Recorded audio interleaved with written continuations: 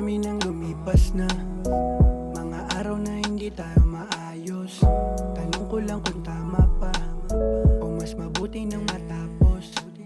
Kasi tagos na sa aking isipan, sitwasyon hindi na kaya pang agapan. Alam na masakit pero dapat wakasan. Hindi na rin sabik na ikaw ay puntahan. Dahan-dahan na wala ang pagmamahal. Sa pag-ibig sumugal, di rin tumagal. Dati puso ay buo, ngayon ay gunaw. Gustong-gusto na sumigaw at magpatangal sa hangin at pumunta sa malayo.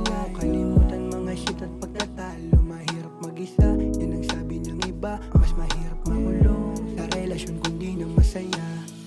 Gustong-gusto na tumakbo palayo, takasan ang problema dahil di na kaya pa na makasama. Mas mabuting mawala na.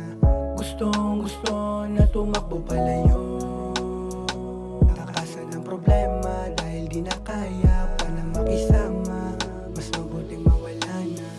Siguro nga ay magkaiba tayo. Di naman ako yung gusto mo matipo, pero malinis ang intensyon at motibo.